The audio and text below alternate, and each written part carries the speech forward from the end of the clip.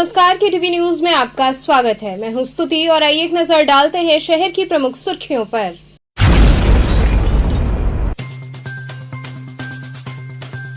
ज्ञानवापी श्रृंगार गौरी प्रकरण में आज पुनः हुई सुनवाई।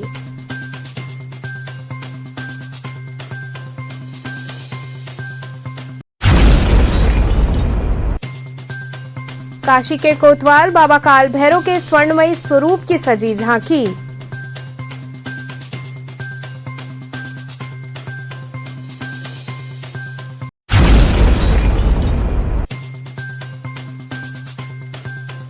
अपना दल के संस्थापक की हत्या की सीबीआई जांच कराने की मांग को लेकर अपना दल कमेरावादी के कार्यकर्ताओं ने दिया धरना।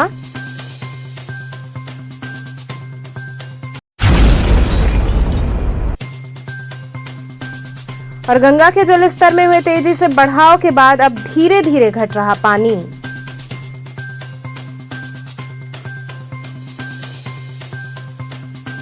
और अब खबरें विस्तार से। ज्ञानवापी श्रृंगार गौरी प्रकरण में पुनः सुनवाई हुई। ज्ञानवापी श्रृंगार गौरी प्रकरण में मंगलवार को पुनः सुनवाई हुई। इस दौरान हिंदू पक्ष के अधिवक्ताओं ने बताया कि कल सुबह 11:30 बजे इस मामले की सुनवाई दोबारा चालू होगी। मुस्लिम पक्ष की बहस जारी है। कल मुस्लिम पक्ष आधे घंटे में अपनी बहस पूरी करेगा, वहीं हिंदू पक्ष की बहस पूरी हो जाएगी और इस मामले में फैसला रिजर्व किया जाएगा। पक्ष ने अपनी बहस रखी। कल दोबारा इस मामले की सुनवाई 11:30 बजे होगी। पूरी उम्मीद है कि कल इस मामले की सुनवाई कंक्लूड हो जाएगी। मुस्लिम पक्ष ने अपनी बहस दोबारा वक्फ के मुद्दे पर रखी है। उनका कहना यह है कि वक्फ ट्राइब्यूनल में चलना चाहिए, सिविल कोर्ट में नहीं चल सकता है। हमने अपना प्रत्युत्तर तैयार है हमारा, और ऑलरेडी पहले दे भी चुके हैं, वही बात रिपीट हो रही है और हमारी पूरी उम्मीद है कि कल इस मामले में सुनवाई कंक्लूड होगी। विष्णु जी, माहौल कुछ गर्म भी दिख रहा, ऐसा लगा कि अंदर क्या देखिए कि राखी सिंह के जो लोग हैं वो इस पूरी हियरिंग में विघ्न पैदा करना चाहते हैं, थ्रेट्स दे रहे हैं, धमकियां दे रहे हैं, मारने पीटने की हर तरह की। और किसको धमकियां दे रहे हैं? मेरे को धमकियां दे रहे थे और वो सारी बातें कोर्ट में उन्होंने कही है। मैं उसको और उजागर नहीं करना चाहता हूँ। कौन केस विड्रॉ करना चाहता था सबके सामने, वो इस केस में विघ्न पैदा करना चाहते हैं, उनकी मर्जी वो करें। हम अपने आर्गुमेंटल कोर्ट के सामने करेंगे। क्या क्या आज बहस किन मुद्दों पर था? मैंने बताया कि आज बहस का जो मुद्दा था वो वक्फ एक्ट पे उन्होंने अपनी बहस रखी है। वक्फ का जैसे ही मामला खत्म हो जाएगा प्लेसेस ऑफ वर्शिप एक्ट पे करेंगे। कल 1991 के प्लेसेस ऑफ वर्शिप एक्ट पे करेंगे। आधे घंटे के अंदर कल सुनवाई उनकी खत्म हो जाएगी। उसके बाद हम हाँ, औरंगजेब को उन्होंने कहा कि औरंगजेब इस देश के बादशाह हैं और औरंगजेब ने पूरी मस्जिद बनाई है और औरंगजेब को ये पूरी प्रॉपर्टी उन्होंने जो किया था सही किया था और औरंगजेब ने उसको वक्फ क्रिएट किया था और इसलिए ये आलमगीर मस्जिद है और इसलिए ये वैलिड वक्फ है। क्या फैसला का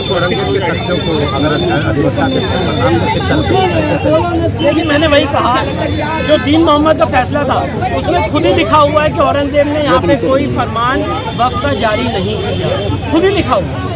सबसे इम्पोर्टेंट बात ये है, औरंगजेब ने कोई वक्फ प्रॉपर्टीज को नहीं बनाया, दीन मोहम्मद के फैसले में लिखा हुआ है। और साथ ही साथ वक्फ का कोई डॉक्यूमेंट मुस्लिम पक्ष ने 1942 तक नहीं दाखिल किया। आज जो डॉक्यूमेंट दाखिल किए वो किसी और मस्जिद के लिए, आलमगीर मस्जिद के लिए। इसीलिए हमारा कहना है वक्फ का पूरा आर्गुमेंट मिसप्लेस्ड है, फ्रॉड है और ये हम कोर्ट में कल उजागर। विष्णु जी, राखी सिंह की ओर से जैसा कि आरोप लगा रहे हैं कि आपको धमकियां दी जा रही है, आपका अगला कदम है? मेरा कोई कदम नहीं है, प्रशासन इस बात को देखेगा और जो भी अप्रोप्रिएट एक्शन लेना होगा प्रशासन। शिकायत की आपने? नहीं, मैंने कोई शिकायत नहीं की है। प्रशासन के लोग मौजूद थे कोर्ट में, उन्होंने देखा है कोर्ट में क्या हुआ और उनको जो भी एक्शन लेना है वो लेना। वही बहस है दीन मोहम्मद के केस का 1936 और वर्शिप एक्ट, कल वो कंक्लूड करेंगे। इन सब विषयों पर विस्तार से लगातार बहस कर रहे हैं, जिसका बहस पूर्व अधिवक्ता, उनके दिवंगत अधिवक्ता ने मुस्लिम पक्ष कर चुके हैं। फिर भी ये समय माननीय न्यायालय का बर्बाद किया जा रहा है, इसको विस्तारित किया जा रहा है, इस मामले को बहुत ज़्यादा फैलाया जा रहा है, जबकि यह मामला 7/11 की बहस 2 दिन में कंक्लूड हो सकती थी। कल 11:30 बजे पुनः माननीय न्यायालय ने कहा है कि आप लोग आइए और अपनी बहस को, मुस्लिम पक्ष को या अपनी बहस को पूर्ण करिए। अच्छा, साउटिंग बहस भी आ रही थी कोर्ट के अंदर से? जी, हमारे अधिवक्ता बंधुओं में आपस में 2 पक्ष हैं, उसमें मतभेद था कि 11:30 बजे अथवा 2 बजे। एक पक्ष आ रहा था 2 बजे, क्योंकि हम लोगों को अपना निजी काम करना पड़ता है, इस नाते 2 बजे चाह रहे थे। लेकिन माननीय न्यायालय ने कहा कि नहीं, कल 11:30 बजे हर हाल में अपनी बात विपक्षी मुस्लिम पक्ष कहेगा। 8 हफ्ते में डिस्पोज करना जी, वो 26 तारीख को समय पूर्ण हो रहा है, तो माननीय न्यायालय इस विषय में जहां तक हम आशान्वित हैं कि इसके अंदर ही आदेश पारित कर देगा। 7-11 की बहस पूर्ण करके पोषणीयता को माननीय इस प्लेन की पोषणीयता को जारी रखेगा और इस पर बहस होगी और यह पोषणी मान के इस मुकदमे को जारी किया जाएगा और इसके बाद मुस्लिम हिंदू पक्ष के द्वारा एविडेंस प्रस्तुत किया जाएगा, यानी साक्ष्य। काशी के कोतवाल बाबा काल भैरव के स्वर्णमय स्वरूप की झांकी सजाई गई। काशी के कोतवाल बाबा काल भैरव का 108वां वार्षिक हरियाली श्रृंगार महोत्सव का आयोजन हुआ। इस अवसर पर संयोजक पंडित राजेश मिश्रा के आचार्यत्व में बाबा का पंचामृत अभिषेक हुआ। प्रधान पुजारी पंडित विश्वनाथ महाराज ने सिंदूर अर्पण कर नवीन वस्त्र और मुखौटा धारण कराया। सुगंधित फूलों और आभूषणों से बाबा के स्वर्णमय स्वरूप की झांकी सजाई गई। इस अवसर पर जिला जज सहित महापौर मृदुला जायसवाल व बड़ी संख्या में पहुंचे भक्तों ने मत्था टेका। देर रात तक भक्ति गीतों का कार्यक्रम हुआ, जिसमें नामचीन कलाकारों द्वारा प्रस्तुति दी गई, जिसे सुन भक्त झूमते रहे। पूरे मंदिर प्रांगण को आकर्षक फूल पत्तियों व विद्युत झालरों से सजाया गया था। मंदिर जाने वाले सभी मार्गों को दुल्हन की तरह सजाया गया। वहीं दर्शन करने पहुंचे भक्तों में प्रसाद वितरित किया गया। इसके बाद रात्रि 12 बजे बाबा की महाआरती के साथ महोत्सव को विश्राम दिया गया।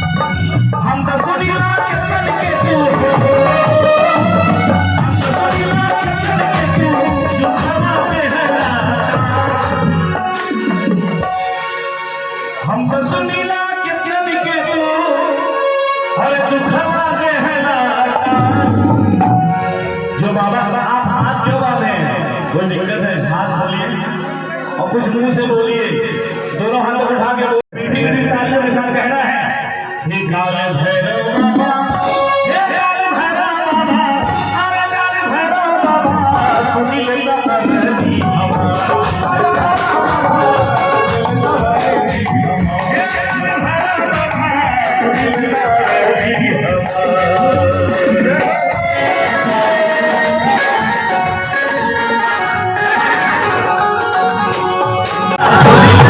बाबा का आशीर्वाद है, सब के आशीर्वाद के लिए यहाँ आए। पूरे काशीवासी की तरफ से बाबा से यही गुहार करना चाहती हूँ, जिस तरह काशी का विकास हो रहा है वो आगे भी हो, जनता संपन्न रहे, सुखी रहे और समृद्ध रहे और ये सरकार हमेशा बनी रहे। जैसा कि आपको विदित है, पिछले 108 वर्षों से ये कार्यक्रम संपादित किया जा रहा है। इस बार 108 वर्ष पूरा हो रहा है इस कार्यक्रम का।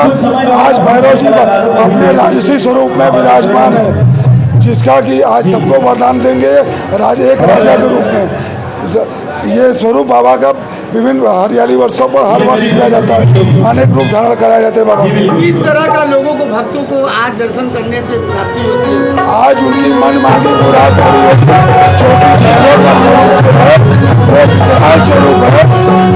स्वरूप होने का आज स्वर्ण रूप में राजा के रूप में वरदान है। अपना दल के संस्थापक की हत्या की सीबीआई जांच कराने की मांग को लेकर अपना दल कमेरावादी के कार्यकर्ताओं ने धरना दिया।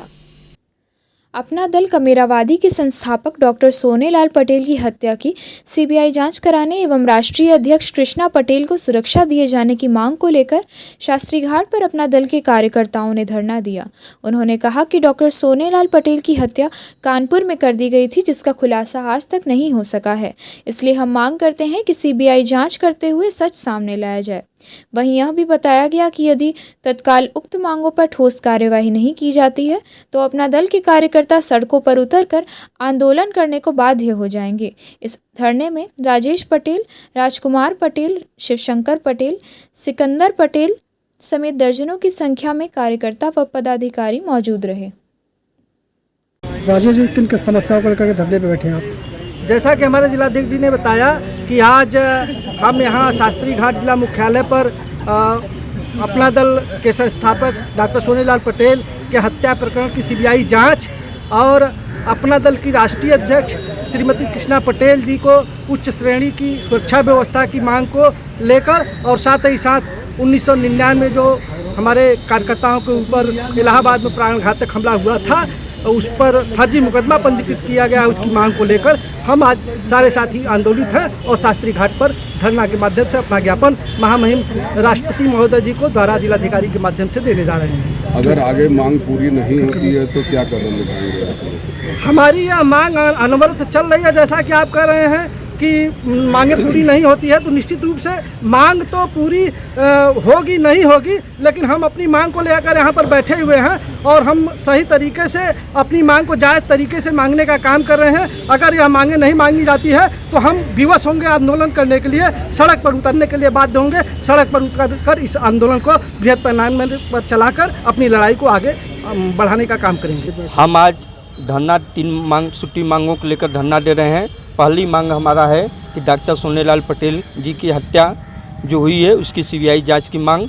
दूसरी मांग हमारा है कि जो हमारे 23 अगस्त 1999 पीडी डंडा पार्क प्रयागराज इलाहाबाद में जो हमारे कार्यकर्ताओं के ऊपर लाठीचार्ज हुआ और उनको फर्जी मुकदमे में फंसाया गया है, उन फर्जी मुकदमा वापस लेने की मांग है।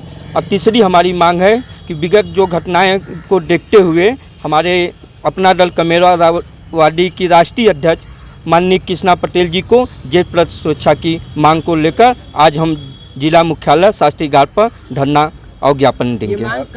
गंगा के जलस्तर में हुए तेजी से बढ़ाव के बाद अब धीरे धीरे पानी घटने लगा है। गंगा के जल स्तर में बढ़त के चलते घाट किनारे रहने वाले लोगों के घरों में पानी प्रवेश कर चुका है। ऐसे में वे सुरक्षित स्थानों पर जा रहे हैं। कुछ लोगों ने घर की छतों पर बसेरा बना रखा है। वहीं बाढ़ का पानी धीरे धीरे घट भी रहा है। अस्सी घाट से लेकर रमना विश्व सुंदरी पुल, सामने घाट इत्यादि क्षेत्र बाढ़ की चपेट में है। वहीं संस्थानों से पानी घटना प्रारंभ हो गया है। उन स्थानों पर प्रशासन की ओर से साफ सफाई का कार्य कराया जा रहा है। जी, मैं यहाँ पे घूमने आया था अस्सी घाट पे।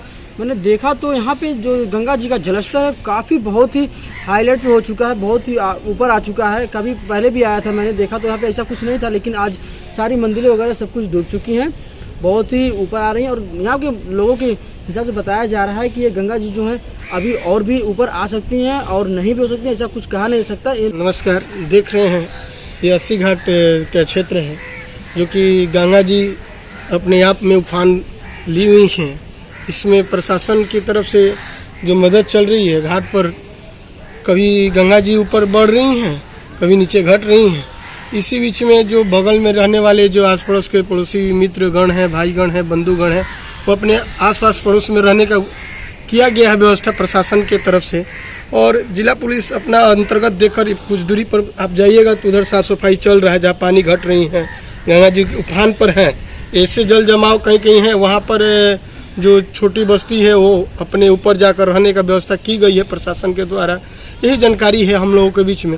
आप खुद स्वतः देख सकते हैं कि गंगा जी कितनी कौन सी अस्सी घाट है, किस दिशा से आ रही हैं, जो दक्षिण से उत्तर की तरफ जा रही हैं, अपने आप में उफान भरी हुई हैं।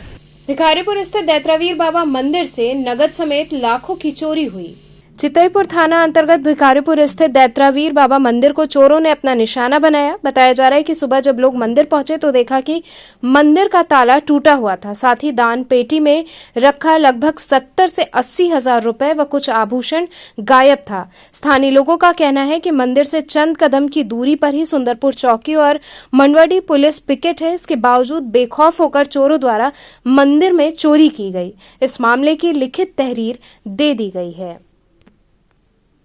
क्या पूरा घटना कैसे? ये घटना ये मंदिर की चोरी हुआ है 12 बजे के बाद भरा हुआ। आपको कैसे जानकारी? सुबह 5 बजे जब मंदिर खुला है तब जानकारी आपने कहा?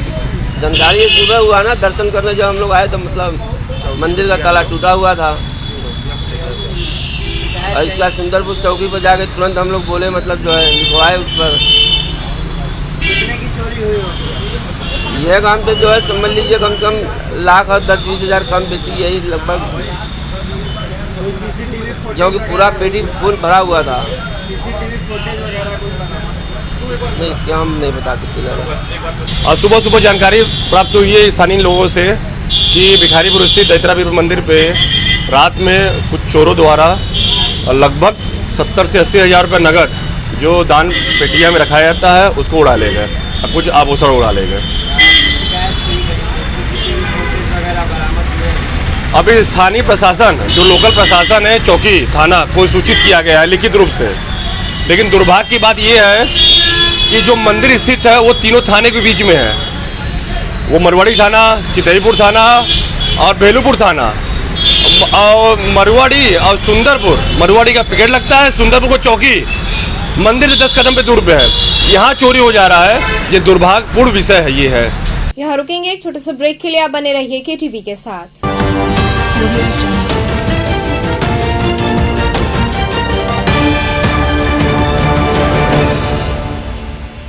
खबरों से जुड़े रहने के लिए हमारे चैनल केटीवी वाराणसी को सब्सक्राइब करें और लेटेस्ट अपडेट्स के लिए बेल आइकन को प्रेस करें।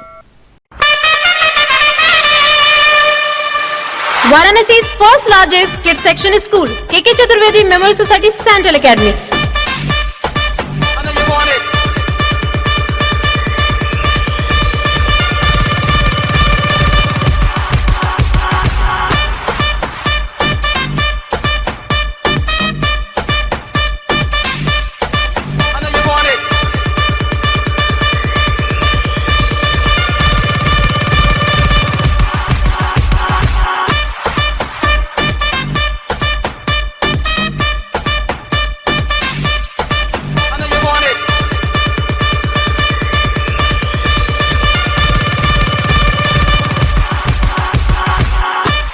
English medium CBSE pattern from class playgroup to class 12. Our first branch Gijagar branch opposite petrol pump, second branch Ramapura branch, third branch Mahesh Nagar colony at Lanka Samne Ghat, and fourth branch Gurudham branch near Ram Janki Mandir Varanasi. Our contact 240-3439, 2451-900, 9335-130-134 and 879903-4701. I'm a great mother.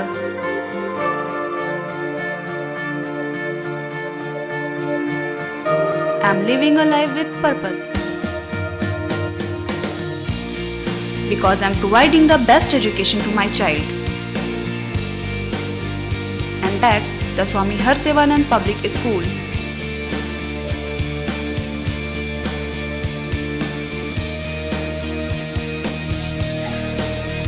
Harsevanand Public School provides value-based education. Admission open for nursery to class 11th. Harsevanand Public School and Hostel, Garwa Ghat, Dhanpurwa and Jagatganj, Varanasi.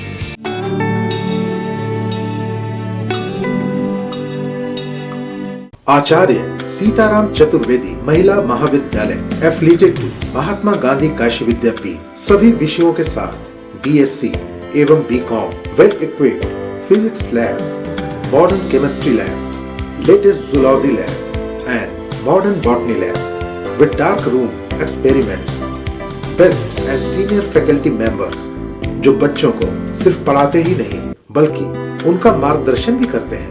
Many extra curriculars Bus facility available for all region of Varanasi and other regions. Best hostel facility for students. For more detail, contact Acharya Sitaram Chaturvedi, Mahila Mahavidyalay, Padao Ramnagar Road, Domri Ramnagar, Varanasi. Forms available at City Office, Bal Vidyalay, Senior Secondary School, Prahlad Ghat, Varanasi.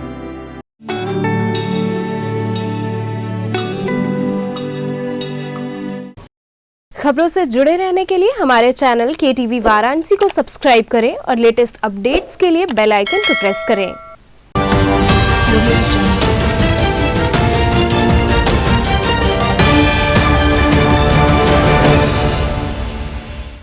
Break के बाद आपका स्वागत है। BHU Hindi विभाग के छात्रों ने PhD प्रवेश में धांधली का आरोप लगाते हुए धरना दिया। काशी हिंदू विश्वविद्यालय के हिंदी विभाग के छात्र हिंदी भवन के समक्ष धरने पर बैठे छात्रों का आरोप है कि PhD के प्रवेश में धांधली की जा रही है। छात्रों का कहना है कि 2020 बैच के साथ भेदभाव हो रहा है। उन्होंने पुनः प्रवेश की प्रक्रिया को प्रारंभ करने की मांग की है। और 2019 से 20-21 तक लगातार 2 वर्षों में PhD की जो सीटें हैं शून्य कर दी गई, जबकि RTI द्वारा प्राप्त जानकारी के अनुसार हिंदी विभाग में 2020 से लेकर 21 के बीच 58 सीटें खाली थी। इसके उपरांत भी इन्होंने 0 सत्र लिखकर जो है भेज दिया और हम लोग का जो भविष्य है वो अंधकार में डाला। फिर उन्होंने 2022 में सीटें निकाली 65 सीटें।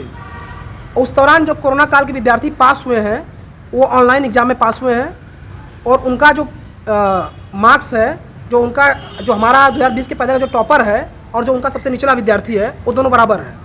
तो जिसके कारण जो हम कोरोना काल के जो पहले पास विद्यार्थी हैं उनके साथ अन्याय हुआ है। और दूसरी चीज़ ये कि पैनल में बीच में ही बदला गया, जबकि विश्वविद्यालय के नियम के खिलाफ है, बीच में सख्त खिलाफ है। और कुछ ऐसे लोग पैनल में बैठे थे जो जिनके ऊपर वित्तीय घोटाला और प्रशासनिक घोटाला का भी आरोप लगाया गया है, वो भी जो है कि पैनल में बैठाए गए थे, तो उन्हें क्वांटर बनाया गया था। तो ये जो है सब चीज़ें कहीं ना कहीं PhD जो प्रक्रिया 2022 की है पूर्णतः धांधलीपूर्ण है और इस प्रवेश प्रक्रिया को पूर्णतः रद्द किया जाए और इसको फिर से विज्ञापन द्वारा जारी किया जाए और फिर से कराया जाए और जो है सारी सीटें रेट के हिसाब से कराई जाए। आज आप लोग यहाँ पे किस लिए बैठे, क्या कर रहे हैं? 15 दिन से बैठे। हम लोग यहाँ इसलिए बैठे हैं कि जो PhD प्रक्रिया है ये पूर्णतः धांधलीपूर्ण है, इसमें पक्षपात हुआ है, ये दोषपूर्ण है, ये अन्यायपूर्ण है। हम लोग इसका सख्त विरोध करते हैं और हम उम्मीद करते हैं कि विश्वविद्यालय प्रशासन इसको संज्ञान में ले और इस प्रक्रिया को रद्द करे और पुनः जो है ज्ञापन जारी करे और जो कोरोना काल के बच्चे पहले पास के विद्यार्थी हैं उनके साथ न्याय हो और जिनका JRF लैप्स हो रहा है उनको भी ध्यान में रखा जाए। इससे पहले आप लोग धरना समाप्त किए थे, क्या आश्वासन मिला? हम लोग को तमाम आश्वासन और झूठा आश्वासन देकर विश्वविद्यालय के लोगों ने हमें दिग्भ्रमित किया है और हमें भरमाने की कोशिश की गई है और हमारे साथ कुछ ऐसी नहीं किया गया है जिससे हम लोग कुछ आगे के हमारा जो भविष्य है वो अंधकार में है। इसलिए मैं उम्मीद करता हूँ कि आप लोग हमारी बातों को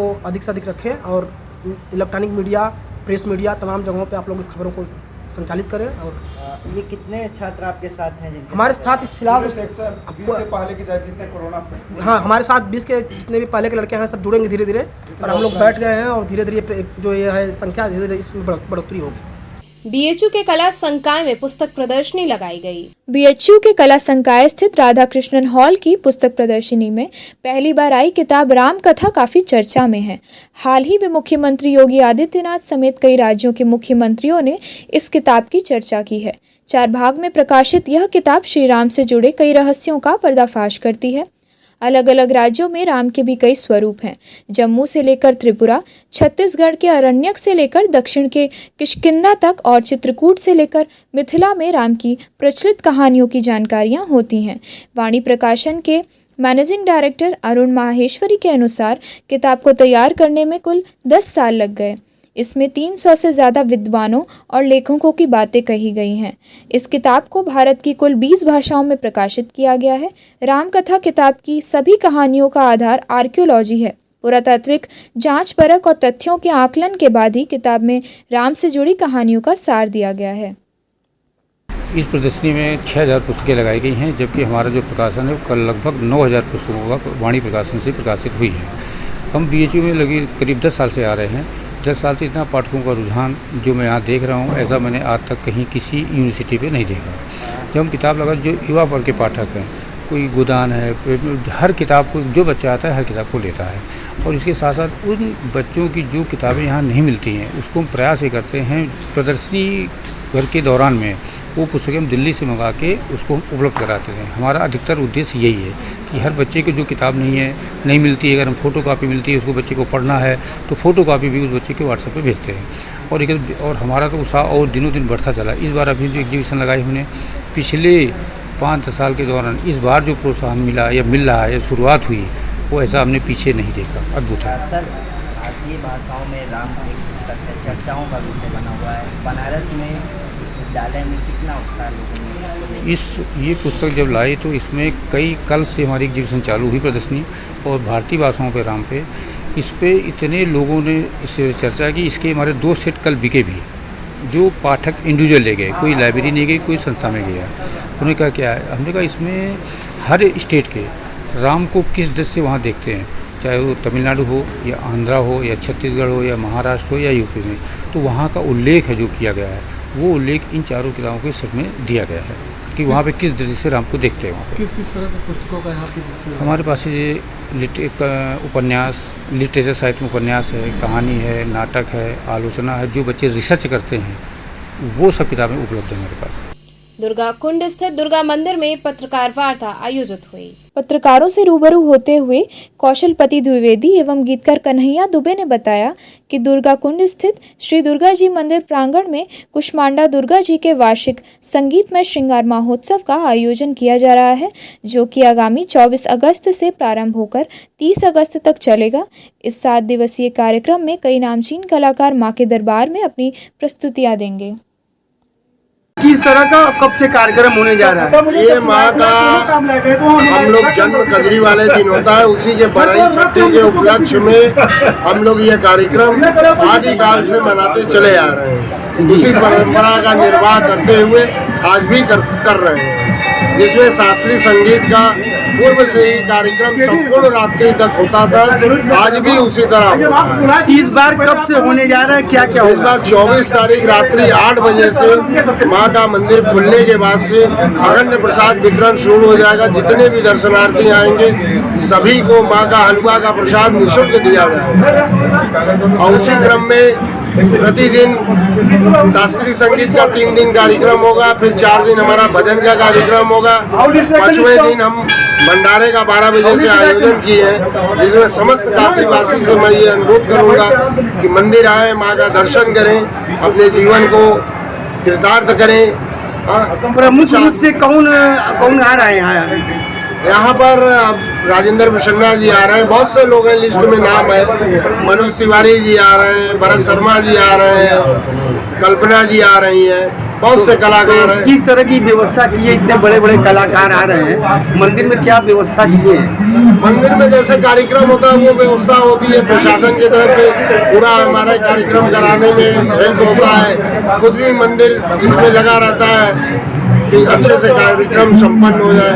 और सबसे बड़ी बात यह है कि महामाया खुद बैठी हुई है, तो हम क्या व्यवस्था करेंगे? कन्हैया जी, किस तरह का माँ के दरबार में कार्यक्रम होने जा रहा है? ये बड़ा ही भव्य अलौकिक माँ जगदम्बा के दरबार में 7 दिवसीय अनुष्ठान होगा, जिसमें गायन वादन नृत्य के माध्यम से कलाकार अपनी हाजिर लगाएंगे। पूर्वांचल भारत के हमारे शीर्षक कलाकार इस दरबार में हाजिर लगाएंगे। शास्त्रीय संगीत के साथ साथ सुगम संगीत, लोक संगीत के कलाकार भी आएंगे, जिसमें तमाम शास्त्रीय संगीत कलाकार होंगे। और उसमें 27 तारीख को मनोज तिवारी जी होंगे, भूसापुरी के जो प्रख्यात गायक हैं। 28 को भरत शर्मा जी होंगे और 29 को कल्पना जी होंगी।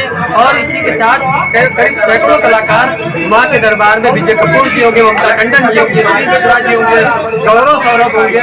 तमाम कलाकार इस दरबार में अपनी हाजिरी लगाएंगे। और इसमें कोई ऐसा कलाकार नहीं, और जितने कलाकार आते हैं उससे बढ़ के भक्त भी इस दरबार में आकर के अपनी हाजिरी लगाकर तालियां बजाकर झूम करके नाच करके, क्योंकि भादों की में माँ का जन्मोत्सव मनाया जाता है। और वही जन्मोत्सव का ये दौर शुरू हुआ है कि माँ दुर्गा के दरबार में अनुष्ठान ये चल रहा है दिव्य गायन वादन नृत्य के माध्यम से। हम भी आएंगे, आप भी आइए, सब मिल करके भैया का जयकारा लगाते हैं। अघोर पीठ की ओर से आयोजित कार्यक्रम के संदर्भ में प्रेस वार्ता की गई। पत्रकारों से मुखातिब होते हुए अघोर पीठ हरिश्चंद्र घाट के पीठाधीश्वर कपाली बाबा ने बताया कि अघोर परंपरा के अनुसार आगामी 24 एवं 25 अगस्त को हरिश्चंद्र घाट पर अघोर चतुर्दशी समारोह का आयोजन किया जा रहा है। इस मौके पर विविध अनुष्ठान किए जाएंगे। किस तरह का कार्यक्रम करने जा रहे हैं, क्या है आज वार्ता का मुख्य उद्देश्य? वार्ता का मुख्य उद्देश्य देखिए, परंपरागत रूप से चले आने वाले प्रत्येक वर्ष मनाए जाने वाले अघोर चतुर्दशी समारोह के विषय में इस पत्रकार वार्ता का आयोजन हुआ है।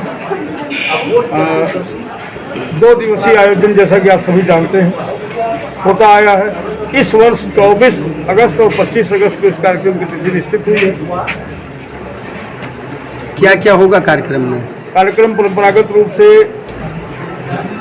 शमशान पीठ पूजन 24 तारीख को 10 बजे से शुरू होगा, 12 बजे रात तक चलेगा। 12 बजे के बाद योगिनी चक्रार्चन, जो कि अघोर परंपरा की मूल विधा से आता है, उसमें दीक्षित साधक सन्यासी और शिष्य ही शामिल होते हैं। दूसरे 25 तारीख को प्रातः भगवान शिव का लक्षार्चन, जिसे हम रुद्रार्चन कहते हैं, वो संपन्न होगा। मध्याह्न काल में भगवान कीनारायण की जयंती मनाई जाएगी और सायंकाल शास्त्रीय संगीत और उप शास्त्रीय संगीत से सजी हुई सुरों के साथ, जिसे हम एक शाम महाकाल के नाम कहते हैं, उसका आयोजन। कहाँ के कितने लोग आ रहे हैं इस कार्यक्रम में? देखिए, इसमें तो कमोबेश देश और देश के बाहर के ही लोग आते हैं और जन सामान्य की बड़ी भारी भागीदारी इसमें रहती है। इसका निश्चित करना बड़ा कठिन है कि कौन लोग आएंगे और कितने लोग आ जाएंगे। 1 दिवसीय कार्यक्रम है? 2 दिवसीय 24 अगस्त से 25 अगस्त तक चलता रहेगा।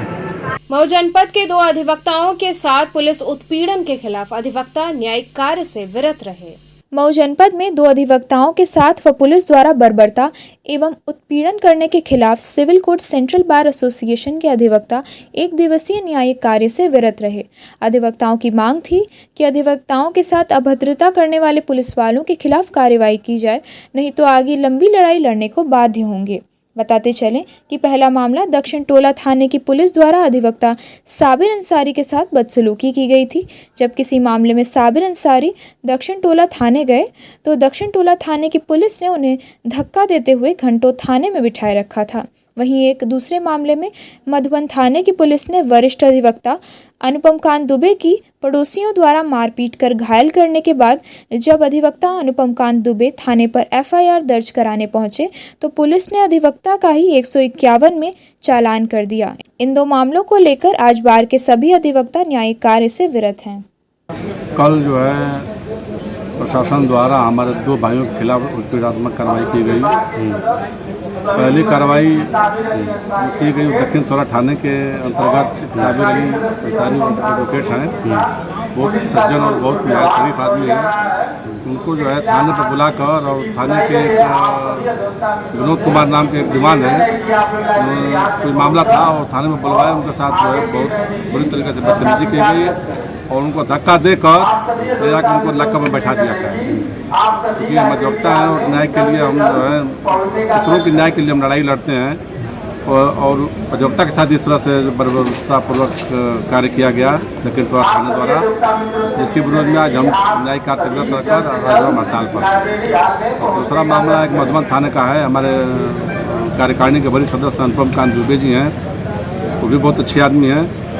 उनको भी जो है पड़ोसियों द्वारा मारा पीटा गया और जब थाने पर अपनी जब दरखास्त ले गए वहाँ पर फरियाद दर्ज कराने के लिए तो मधुबन थाने की पुलिस उल्टा ही नहीं कि जो है चालान करके और सेकान में चालान कर दिया। उनको जो है जाकर अपनी जमानत करानी पड़ेगी। तो इन दोनों मामलों को लेकर आज मामलों को लेकर आज हम जो है हड़ताल पर न्यायिक कार्य से विरत हैं। तो चलते चलते पुनः एक नजर डालते हैं शहर की प्रमुख सुर्खियों पर।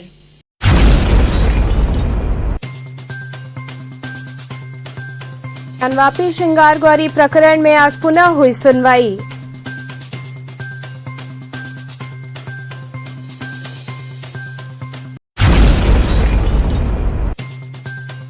काशी के कोतवाल बाबा काल भैरव के स्वर्णमयी स्वरूप की सजी झांकी।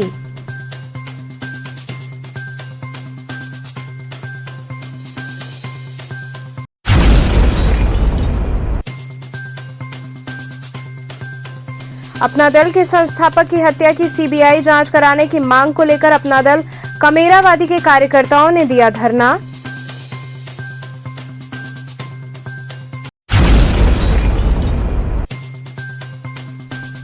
और गंगा के जलस्तर में हुए तेजी से बढ़ाव के बाद अब धीरे धीरे घट रहा पानी।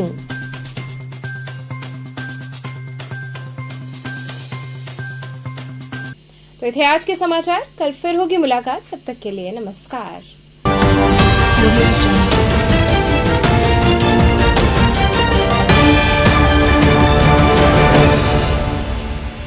खबरों से जुड़े रहने के लिए हमारे चैनल KTV वाराणसी को सब्सक्राइब करें और लेटेस्ट अपडेट्स के लिए बेल आइकन को प्रेस करें।